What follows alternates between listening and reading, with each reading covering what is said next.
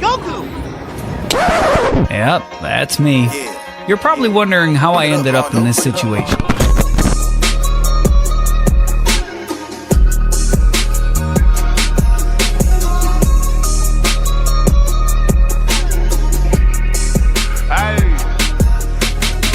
Alright, let's get right into it.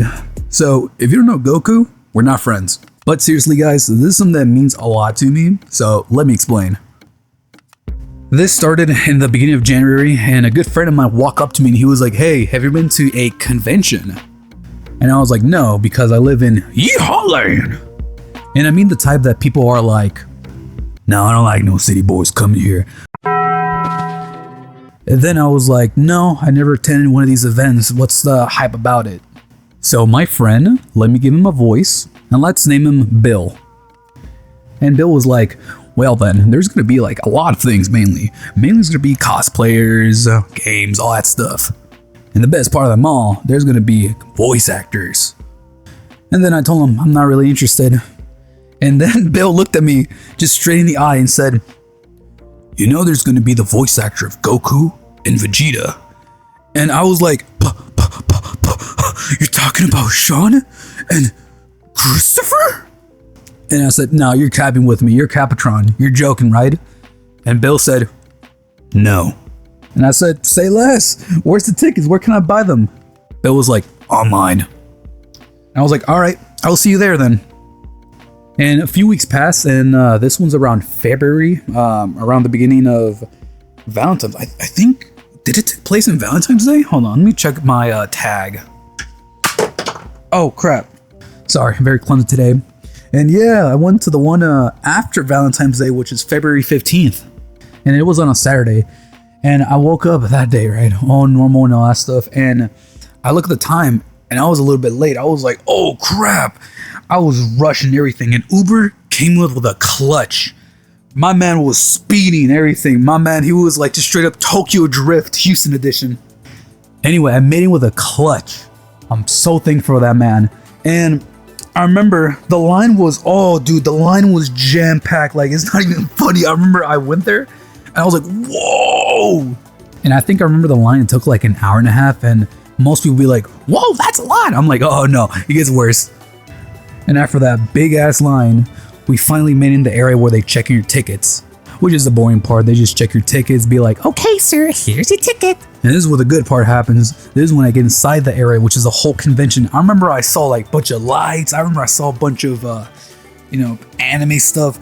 I saw a bunch of cosplayers. I didn't care. I just went directly to the voice acting area, which that's the place where it's like a whole meet and greet thing. They sign autographs, all that stuff. And then across the distance, I saw him. That's him. So somebody might be saying, who's that guy? That's Sean Schemmel. You don't know who's Sean Schemmel? That's Goku. Well, not Goku, but the voice actor of Goku. So remember I said earlier that it gets worse? It does get worse. I was in line for almost 3 hours and a half. Yeah, it was like 3 hours and a half. My legs were cramping. My legs were kind of shaky, but I was like, no, I came here just for this. Just to meet Goku and Vegeta. I'm gonna stand still. I don't care how long I stand. And then that's when I met him, the man himself, Sean. And I ain't gonna lie, inside my head, I was fanboying. I was like, yes. And then reality, I was a bit nervous because it just didn't feel real. The whole entire time I had a poker face, and I was really, in my mind, I was nervous because again, it didn't feel real. Now, the reason why I was really nervous is just that, picture this, you have a favorite childhood character and you're about to meet the person who voices it. It's just like, what? I have no words. I had no words to say. I was like, whoa. But just rethinking that moment, I can tell that Sean, that I was nervous, but he was very kind. He was like, oh, hey, how's it going? He was very, very nice. And just my face was like, oh, I'm good. I'm doing all right. So we started talking and everything, and I told him hey, how did your voice acting career started? He told me his full on lore, and one thing that really got him, I told him hey, I just want to tell you something. He's like, yeah, what's up? And I told him that, you're one of the voices of my childhood, right? And that got him in the heart. He was like, oh man, like here. And he's giving me like a handshake. He started hugging me. And I was like, bro, inside my head, I was like, yes, yes, yes. But you can tell by my face, I was still nervous. Like I had a poker face the whole entire time. So I got an autograph and we took some pictures and we just took like, I think it was like an hour break because again, we were standing in line for like 3 hours and a half. So next up, the Christopher Sabat line. And again, remember I said it's worse? Oh yeah, it gets worse. And longer. Pause. I'm not even over exaggerating. I think we were waiting in line for almost 6 hours, and let me tell you why. So me and the boys, we were about to head in line and everything for the Christopher Sabat, and this guy came up and he says, hey, are you here to see Christopher Sabat? And I said, yes. Well, the line is too full, and I thought he was joking. I look aside, and oh man, to describe the abomination, you know how in the military they have like a lineup and everything. They look like they're about to do some type of like performance. Okay, picture that.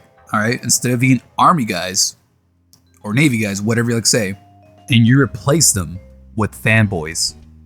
So one of the employees said to us that, hey, you need to come back in an hour because the line is too full. So I said, okay, then I'll be back in an hour. So that's when I started exploring around the area and I had fun. Here's some pictures. 1 hour has passed by. We came back and it was still full. Not joking. And the employee said the same thing again, saying that, hey, come back in an hour. And at this point, I said to myself, hey, let's wait for the waiting line. An hour and 40-ish minutes passed by. Finally, we are in the line. And this is where it gets very weird. So we were in a way, pre-waiting line. So there's the pre-waiting line and there's the main line. 2 hours has passed by. My legs were numb. And there was a girl behind me. She got very claustrophobic and she vomited. Not on me, which is good. It was on the floor. I felt bad. She had to leave just to go see medical attention. But I was still standing. An hour later has passed. Finally, I'm in the main line. I was so happy. And I'm just looking around. I'm like, where is he? Where is he? Where is he? And at a distance, I see Christopher's table. But the problem is, Christopher, he's not there. I'm like, whoa, where is he? And everybody was confused. And an employee walked up to us and said, hey, he's on lunch break. You see people pull up their phones and everything just to let time pass by. And no, my phone was at 5%, so I can't really use it. So I was just standing there, just plain standing there. Just wait until he comes. What do you mean by that? Wait, not like that. So about a good 45 minutes, that's when he comes out. And everybody was cheering. Everybody was like, yeah! 2 hours later, finally, I saw him face to face. And before I tell you what he told me, keep in mind, 6 hours. It was like around 6 hours. This guy is very, very laid back. I never knew he was chill like that. And so I told him that, hey, it means a lot to me meeting you in person. And I'm not joking. This guy said to me, oh, no.